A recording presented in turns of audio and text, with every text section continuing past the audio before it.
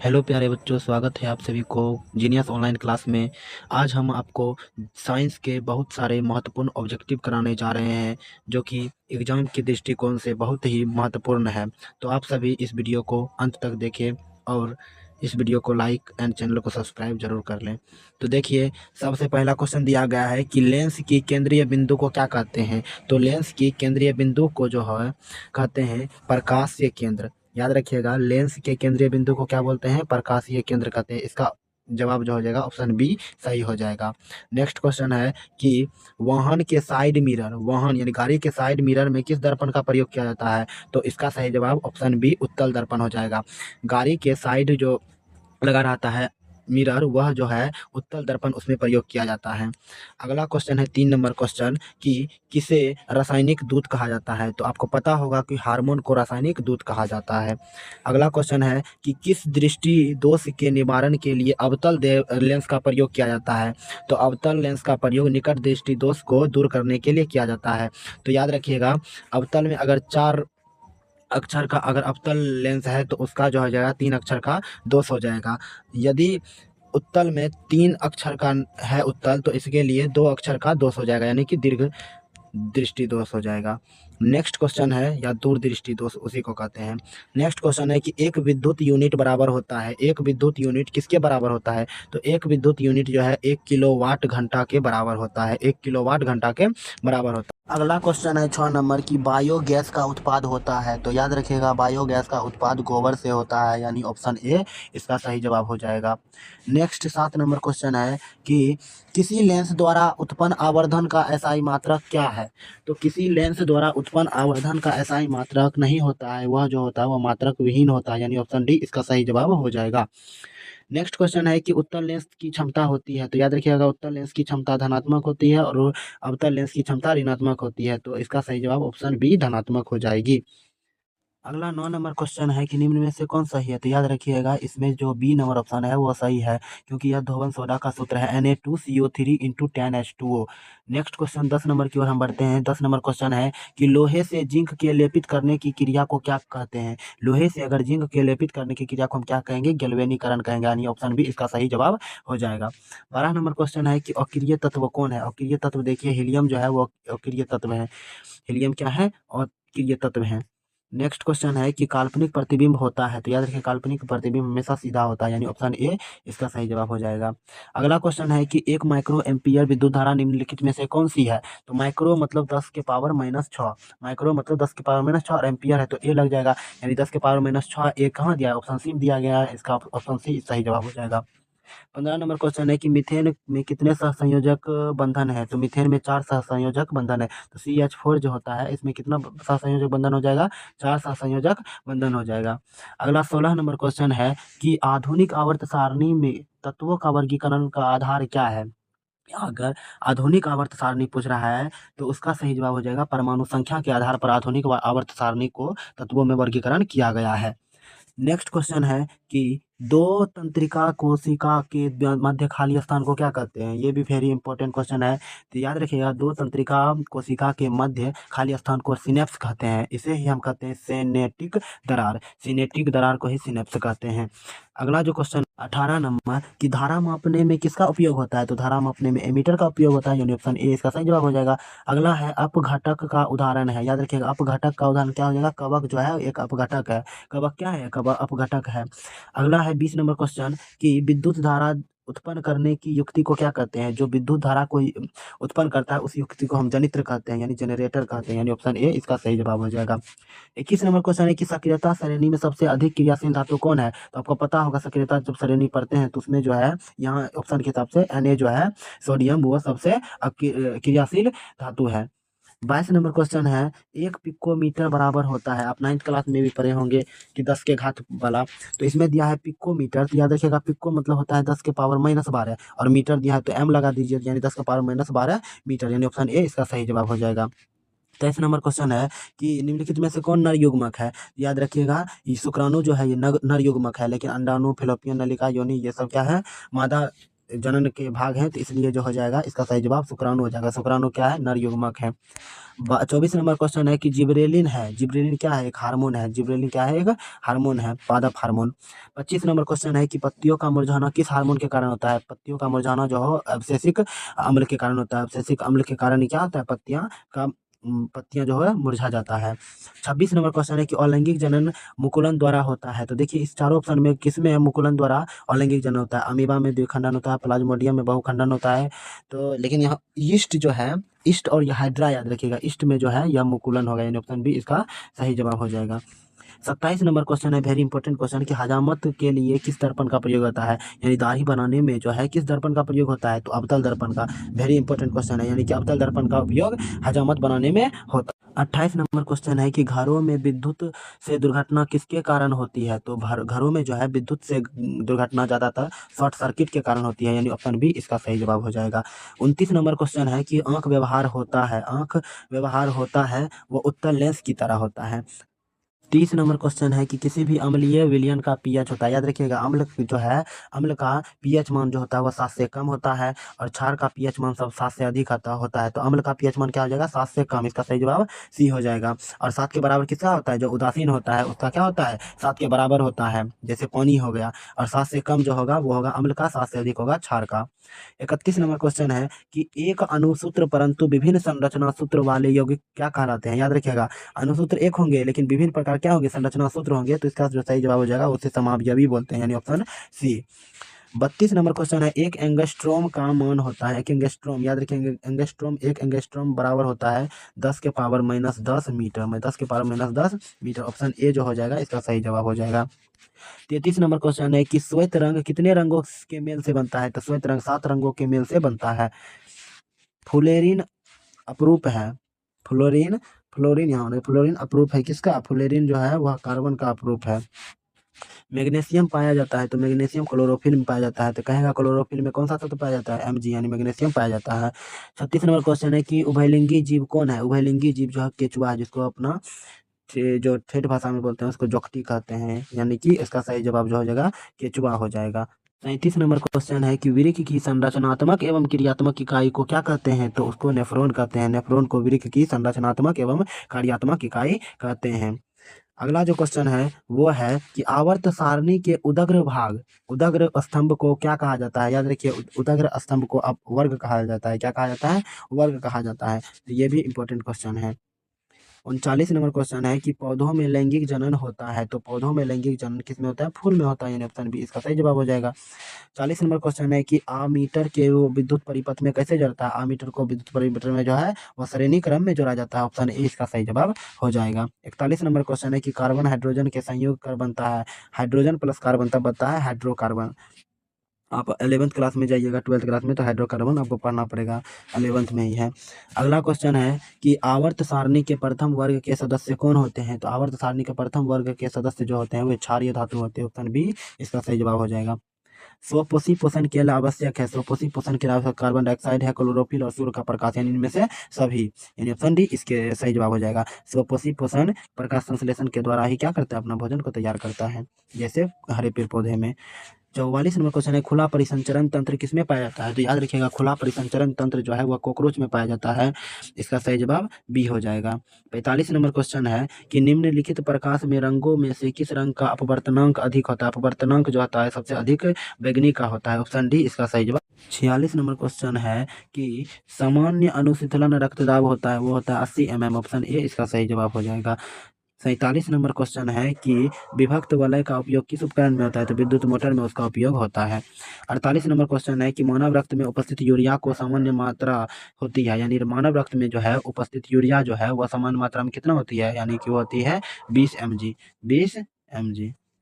अगला जो है वो है कि पौधों में वायवीय भागों में जल का निष्कर्ष की कहलाती है। अगर पौधों में वायवीय भागों से जल के निष्कर्षण को ही क्या कहते हैं? वाष्पोत्सर्जन, यानी ऑप्शन डी इसका सही जवाब होगा।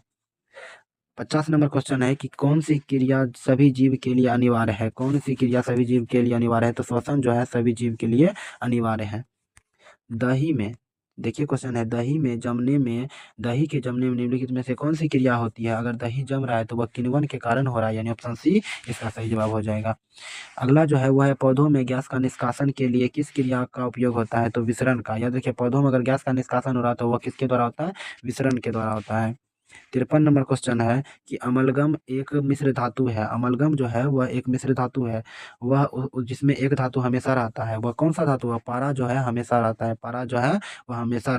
अगला है कि शुद्ध सोना को व्यक्त किया जाता है। याद रखिएगा शुद्ध सोना सोना जो है 24 कैरेट का होता है, लेकिन अपना सब जो खरीदते हैं वो 24 कैरेट का नहीं होता, वो 22 कैरेट का होता है। ये सब क्वेश्चन याद रखिएगा सोना वाला पे। अगला क्वेश्चन जो है वह है अगला कि सोना निम्नलिखित में से किस द्रव में घुल जाता है। याद रखिएगा वह जो है अम्लराज में घुल जाता है, NO3+ HCl में घुल जाता है। अगला जो क्वेश्चन है वह है निम्नलिखित में से कौन और अति ज्वलनशील है। अति ज्वलनशील कौन है, वह जो है श्वेत फास्फोरस जो है वह अति ज्वलनशील है। 57 नंबर क्वेश्चन है कि हमारा शरीर किस पीएच परास के बीच कार्य करता है। जो हमारा शरीर है वह 7 से लेकर 7.8 के बीच कार्य करता है। ऑप्शन डी इसका सही जवाब हो जाएगा। 58 नंबर क्वेश्चन है कि टिंडल प्रभाव प्रकाश की कौन सी परिघटना को प्रदर्शित करता है, तो वह जो है प्रकाश के प्रकीर्णन पे प्रदर्शित करता है, यानी 58 का ऑप्शन डी इसका सही जवाब हो जाएगा। देखिए नेक्स्ट क्वेश्चन कि 59 नंबर क्वेश्चन है कि अधातु के ऑक्साइड होते हैं, अधातु के ऑक्साइड अम्लीय होते हैं, क्या होते हैं, अम्लीय होते हैं।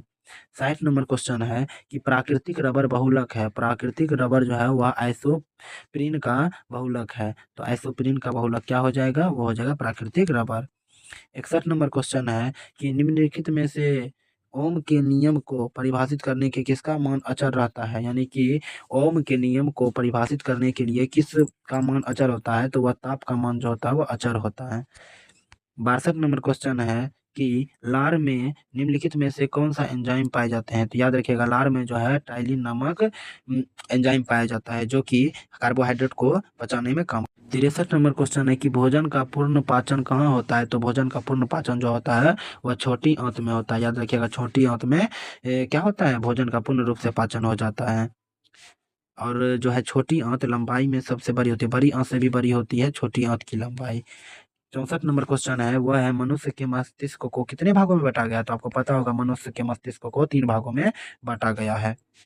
65 नंबर क्वेश्चन है कि अंतःस्रावी ग्रंथि क्या है, अंतःस्रावी ग्रंथि होती है, तो अंतःस्रावी ग्रंथियां होती है वह नलिका विहीन होती है, उसमें नलिका नहीं पाई जाती है। ऑप्शन ए इसका सही जवाब हो जाएगा। 66 नंबर क्वेश्चन है कि लैंगरहैंस की दीपिकाएं पाई जाती है। लैंगरहैंस की दीपिकाएं जो है वो अपना अगन्याशय में पाई जाती है। जो अमाशय के बगल में जो अमाशय होता है अगन्याशय होता है, अगन्याशय में ही पाए जाते हैं लैंगरहैंस की दीपिकाएं। अगला जो क्वेश्चन है ये बहुत इंपॉर्टेंट क्वेश्चन है, ये आप याद रखिएगा कि 67 नंबर क्वेश्चन कि स्त्रियों में लिंग गुण सूत्र होते हैं, तो याद रखिए स्त्रियों में XX होते हैं और पुरुष में XY होते हैं। यहाँ स्त्री पूछा है तो स्त्री हो जाएगा XX, option A. 68 number question है कि 200 सेंटीमीटर से अधिक वार्षिक वर्षा वाले क्षेत्रों को क्या कहते हैं, नम क्षेत्र कहते हैं, क्या कहते हैं, नम क्षेत्र। अगला 69 नंबर क्वेश्चन है कि डेंगू उत्पन्न करने वाले मच्छर किस तरह के जल में रहते हैं। याद रखिए जो डेंगू अगर उत्पन्न करने वाले मच्छर हैं वह शुद्ध जल में रहेंगे, साफ जल में रहेंगे, यानी ऑप्शन बी इसका सही जवाब हो जाएगा।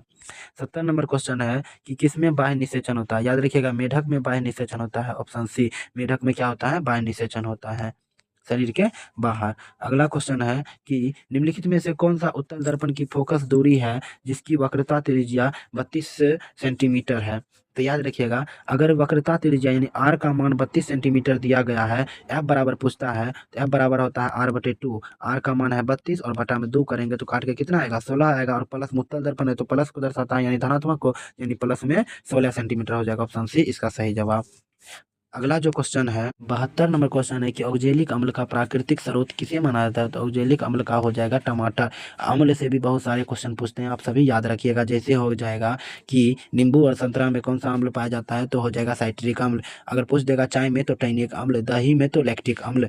इसी तरह आप सभी याद रखिएगा चींटी के डंक और मधुमक्खी के डंक में मेथेनोइक अम्ल, मेथेनोइक अम्ल को ही हम कहते हैं फार्मिक अम्ल। ये भी क्वेश्चन आप सभी याद रखिएगा।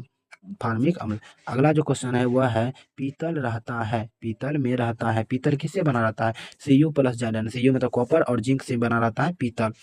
अगला 74 नंबर क्वेश्चन है कि ग्रहणी भाग है, ग्रहणी भाग किसका है? छोटी आंत का भाग ग्रहणी है, याद रखिए ग्रहणी जो है वह छोटी आंत की भाग है। 75 नंबर क्वेश्चन है निम्नलिखित में से किसे प्रकाश संश्लेषी अंगक कहा जाता है? प्रकाश संश्लेषी अंगक जो है हरित लवक को कहा जाता है, हरित लवक को क्या कहा जाता है? प्रकाश संश्लेषी अंगक कहा जाता है, ऑप्शन डी। 76 नंबर क्वेश्चन है कि दांत अस्थि क्षय कारण है, दांत अस्थि क्षय कारण क्यों है? मीठी चीज खाने के कारण या बैक्टीरिया द्वारा अम्ल निर्माण करना या दांतों की सफाई न करना या इनमें सभी। इसका सही जवाब हो जाएगा इनमें से सभी, इन सभी कारणों से दांत की अस्थि क्षय होता है। 77 नंबर क्वेश्चन है कि स्वाद कलियां पाई जाती है अग्न्याशय के ऊपरी सतह पर या अगर चवर्णक पर या ग्रहणी के भीतर या जीभ के ऊपरी भाग को। याद रखिएगा स्वाद कलियां पाई जाती है जीभ के ऊपरी भाग पर, जीभ के ऊपरी भाग पर स्वाद की कलियां पाई जाती है। 78 नंबर क्वेश्चन है कि मछलियां के हृदय के में कोष्ठों की संख्या कितनी होती है? मछलियां के हृदय में 2 कोष्ठ होते हैं, मछलियां के हृदय में कितना होता है? 2 होता है। और अगला क्वेश्चन है कि और याद रखिएगा मनुष्य के हृदय की कोष्ठों की संख्या कितनी होती है? 4 होती है, 2 नीले और 2 अलिंद होता है, आप ये जानते होंगे। अगला क्वेश्चन है कि रक्त का थक्का बनाने में सहायक होता है, रक्त को थक्का बनाने में रक्त बिंबाणु क्या होता है? सहायक होता है। 80 नंबर क्वेश्चन है कि मनुष्य के शरीर की सबसे बड़ी ग्रंथि है, तो मनुष्य के शरीर की सबसे बड़ी ग्रंथि लीवर है, जिसको हम यकृत भी कहते हैं, ऑप्शन ए इसका सही जवाब हो जाएगा। 81 नंबर क्वेश्चन है कि लेंस के केंद्रीय बिंदु को क्या कहते हैं? लेंस के केंद्रीय बिंदु को प्रकाश के केंद्र कहते हैं। 82 नंबर क्वेश्चन है कि लेंस की क्षमता का मात्रक क्या होता है? लेंस की क्षमता का मात्रक डायोप्टर होता है, ये वेरी वेरी इंपॉर्टेंट क्वेश्चन है। 83 नंबर क्वेश्चन है कि मनुष्य में कार्बन डाइऑक्साइड का उत्सर्जन किससे होता है? तो कार्बन डाइऑक्साइड का उत्सर्जन होता है वह फेफड़ा के द्वारा होता है, ऑप्शन सी इसका सही जवाब हो जाएगा। 84 नंबर क्वेश्चन है कि अमीबा का अपना भोजन ग्रहण करता है, अमीबा जो है भोजन अपना ग्रहण किसके द्वारा करता है? वह कीट कूटपाद के द्वारा करता है, ऑप्शन डी इसका सही जवाब हो जाएगा। 85 नंबर क्वेश्चन है कि मेंडलीफ ने अपने आवर्त सारणी तैयार करने के लिए कौन सा मापदंड को अपनाया था? तो वह परमाणु द्रव्यमान को अपनाया था, यानी एटॉमिक मास को अपनाया था, लेकिन मोसले जो है वो परमाणु संख्या को अपनाया था। तो 86 नंबर क्वेश्चन हो जाएगा आवर्त सारणी के 18वें समूह को स्थित तत्व कहे जाते हैं। आवर्त सारणी के 18वें समूह में स्थित तत्व को क्या कहते हैं? निष्क्रिय तत्व कहते हैं, अक्रिय गैस भी कहते हैं, निष्क्रिय तत्व, यानी ऑप्शन बी इसका सही जवाब हो जाएगा। 87 नंबर क्वेश्चन है कि लेंस के कितने वक्रता केंद्र होते हैं? तो लेंस के 2 वक्रता केंद्र होते हैं। 88 नंबर क्वेश्चन है कि उत्तल लेंस को और कौन सा लेंस कहते हैं? उत्तल लेंस को और जो है अभिसारी लेंस भी कहते हैं, और वही रहता अवतल लेंस को क्या कहते हैं? तो अपसारी लेंस कहते हैं। उत्तल लेंस को अभिसारी लेंस और अवतल लेंस को अपसारी लेंस कहते हैं। 88 के बाद 79 नंबर क्वेश्चन है कि स्वपोषी पोषण के लिए आवश्यक है, तो स्वपोषी पोषण के लिए आवश्यक क्या है? तो स्वपोषी पोषण के लिए आवश्यक हरित लवक, सूर्यप्रकाश और CO2 और जल, इनमें से सभी हो जाएगा, ऑप्शन डी इसका सही जवाब। 90 नंबर क्वेश्चन है कि श्वसन की प्रक्रिया में खाद्य पदार्थ क्या होता है? तो श्वसन की प्रक्रिया में खाद्य पदार्थ का क्या होता है? विघटन होता है, ऑप्शन बी इसका सही जवाब हो जाएगा। 91 नंबर क्वेश्चन है कि किसी भी तत्व की संयोजकता कैसे निर्धारित की जाती है? तो उसके इलेक्ट्रॉनों की संख्या पर की जाती है, इलेक्ट्रॉन की संख्या पर उसकी संयोजकता को निर्धारण किया जाए, तो ऑप्शन ए इसका सही जवाब हो जाएगा। 92 नंबर क्वेश्चन है कि आवर्त सारणी में कितने आवर्त होते हैं? आवर्त सारणी में 7 गो आवर्त होते हैं, याद रखिएगा आवर्त सारणी में कुल 7 आवर्त होते हैं। 93 नंबर क्वेश्चन है कि वाहन यानी गाड़ी के साइड मिरर में किस दर्पण का प्रयोग किया जाता है? तो उत्तल दर्पण का प्रयोग किया जाता है, साइड में जो लगा रहता है मिरर उसका में उत्तल दर्पण का प्रयोग करते हैं। ये भी बहुत इंपॉर्टेंट क्वेश्चन है कि प्रकाश परावर्तन कितने नियम है? प्रकाश परावर्तन के 2 नियम है। यदि वहाँ रहता है कि प्रकाश अपवर्तन कितने नियम होते हैं? उसका भी नियम 2 होते हैं। प्रकाश परावर्तन के 2 नियम होते हैं। 95 नंबर क्वेश्चन है कि मनुष्य के श्वसन वर्णक पाया जाता है, मनुष्य में श्वसन वर्णक पाया जाता है कौन? हीमोग्लोबिन में, किसमें? हीमोग्लोबिन में, यानी ऑप्शन बी। कीटों का प्रमुख श्वसन अंग है, तो कीटों में प्रमुख श्वसन अंग कौन सी है? ट्रेकिया है, यानी ऑप्शन सी। 97 नंबर क्वेश्चन है कि समूह के ऊपर से नीचे जाने पर परमाणु साइज में क्या होता है? तो वह घटता है, अगर ऊपर से नीचे आएंगे तो क्या होगा? घटेगा। 98 नंबर क्वेश्चन है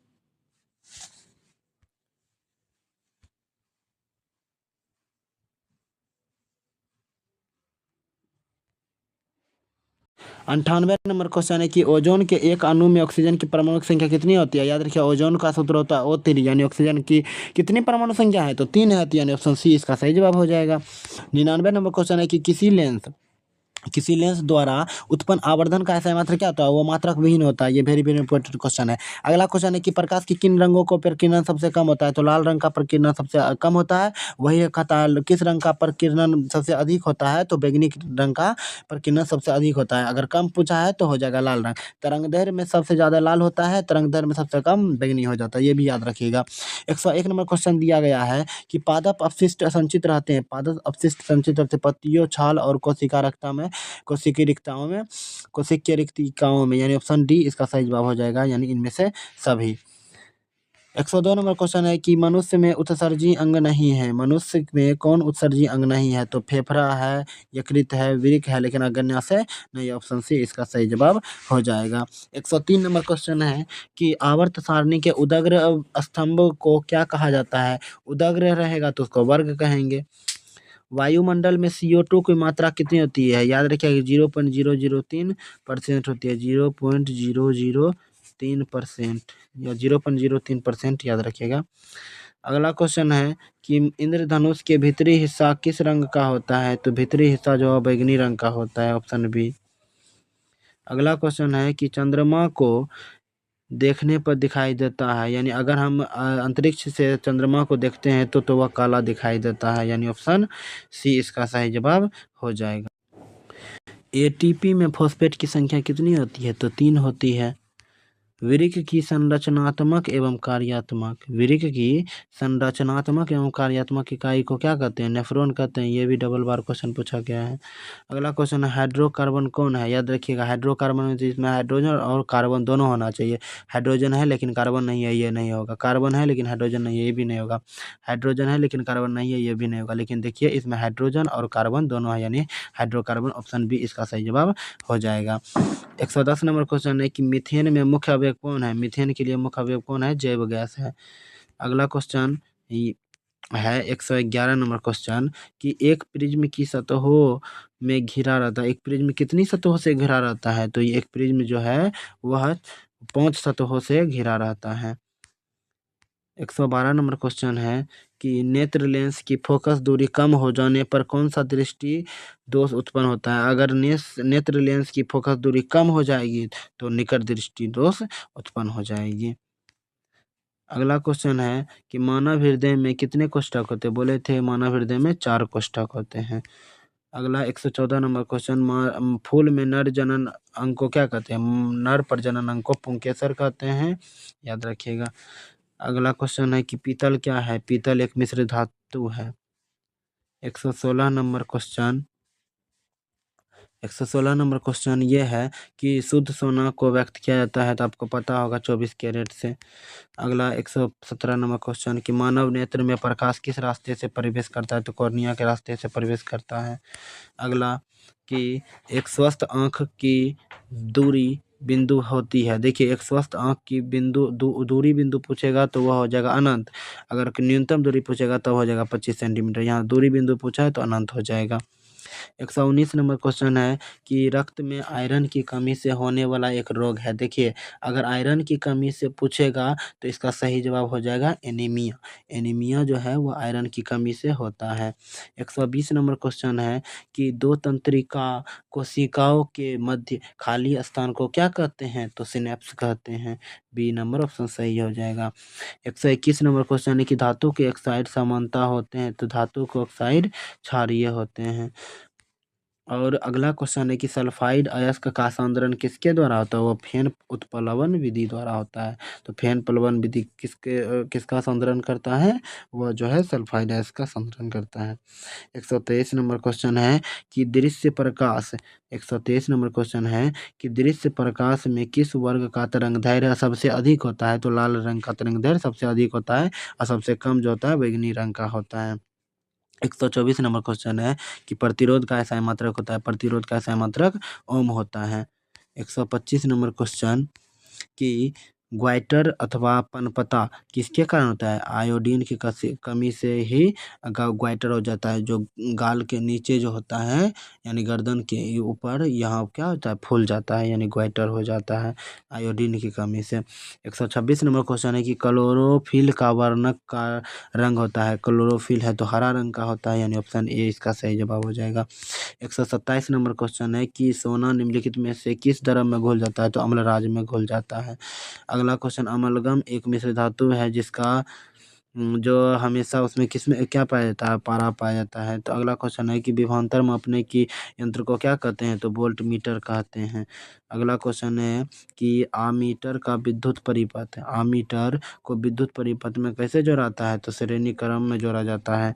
अगला, इनमें से कौन फल पकाने का प्रयुक्त किया जाता है? फल पकाने के लिए एथिलीन गैस का प्रयोग करते हैं। फल पकाने के लिए किसका उपयोग करते हैं? एथिलीन गैस का। अगला क्वेश्चन है कि अवशेषिक एसिड की किस तरह का रसायन है? वृद्धि रोधक यानी वृद्धि को क्या कर देता है? रोक देता है। 133 नंबर क्वेश्चन, अपच और उपचार करने के लिए, अपच का उपचार करने के लिए निम्नलिखित में से किस औषधि का उपयोग करते हैं? एंटासिड। एंटासिड यानी एंटासिड से क्या करते हैं? अगर अपच यानी पचा नहीं है खाना तो उसको क्या कर सकते हैं? पचा सकते हैं एंटासिड के द्वारा। 134 नंबर क्वेश्चन है कि धातुओं पर अम्ल के प्रभाव में कौन सा गैस उत्सर्जित होता है? तो हाइड्रोजन गैस उत्सर्जित होता है। अगला 135 नंबर क्वेश्चन है कि किलोवाट घंटा मात्रक है। किलोवाट घंटा जो है वह विद्युत ऊर्जा का मात्रक, ऑप्शन सी इसका सही जवाब हो जाएगा।